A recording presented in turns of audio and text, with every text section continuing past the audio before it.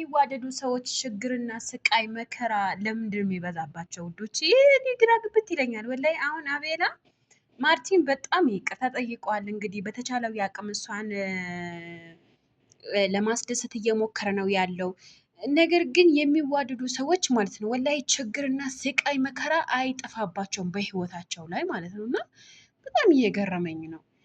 ሰላም ጤና ይስጥልኝ። በመላው ዓለም ለምትገኙ እህት ወንድሞች እንዴት ናችሁ? ደህና ናቸው ወይ? ሰላም ፍቅር አብዝቼ ለእናንተ ተመኘሁኝ። በያላችሁበት ቦታ ሰላማችሁ ይብዛልኝ።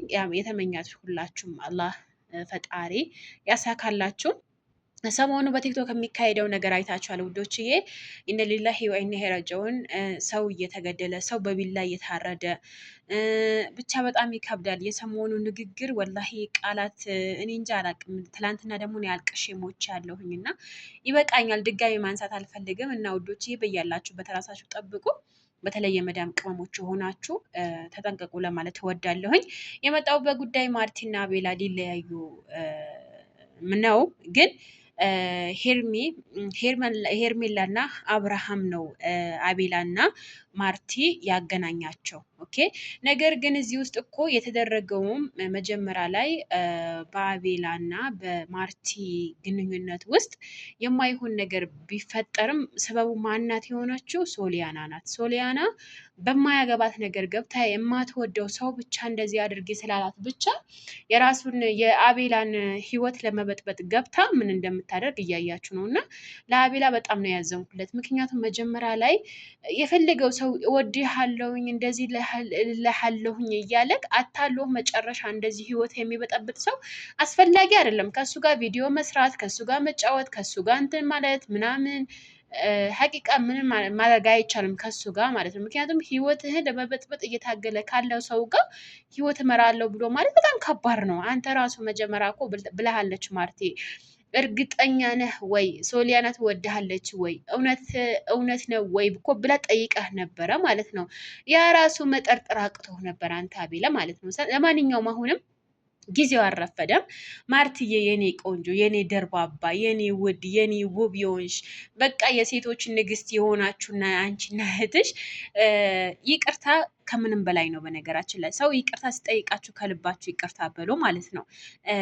አቤል ይወድሻል፣ ያፈቅርሻል። ነገር ግን ያው አላግባብ ነገር ይፈጠራሉ በዚች ዱንያ ላይ ደግሞ በዚች ምድር ላይ ደግሞ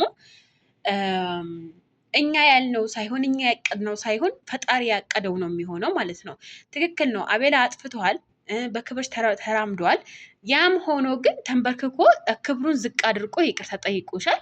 ከይቅርታ በላይ ደግሞ ምንም ነገር የለም በዚች ምድር ላይ። ስለዚ ይቅርታውን ተቀብለሽ አብራችሁ ብትኖሩ በጣም ነው ደስ የሚለኝ። አትለያዩ። እኔ ስትለያዩ ማየት አልፈልግም። እና ሰው የሚዋደድ ሰው እንደዚህ ስቃዩ ሲበዛ በጣም ነው የሚያስጠላኝ ማለት ነው። በጣም ነው የምናደደው፣ ለምን እንደሆነ አላውቅም። እና አንዳንድ ጊዜ የሰው ልጆች ከመጠን በላይ ስትዋደዱ፣ ከመጠን በላይ ስትከባበሩ ነገራቶቹ አልስተካከልም ብሎ ብዙ ነገር ህይወታችሁ ሊያደባለቅ ይችላል። ነገር ግን ያ በትዕግስትና ትዕግስት አድርጋችሁ ካላለፋችሁት ህይወታችሁ ይበላሻል እንጂ አይስተካከልም ማለት ነው። አሁን ማርቲ ብትቆጣም ብትናደድም ይቅርታም አላደርግም ብትል ሀቅ አላት። ግን ያም ሀቋ ራሱ የሚሆነው አቤላ ተንበርክኮ ይቅርታ ጠይቋታል። ኦልሬዲ ከይቅርታ በላይ በዚች ምድር ላይ ምንም ነገር የለም ማለት ነው ውዶች። የእናንተ አሁን ምሳሌ አንድ ሰው የፈለገው ሰው ራሱ ሰው ገሎ ራሱ ይቅርታ ሲጠይቅ ይቅርታ ይቀበላል።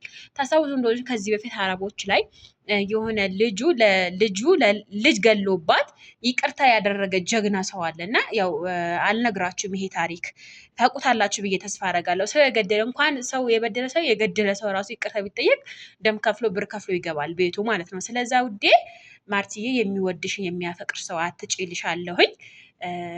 ምንም ያክል ቦታ ለሰው ቦታ አትስጪ።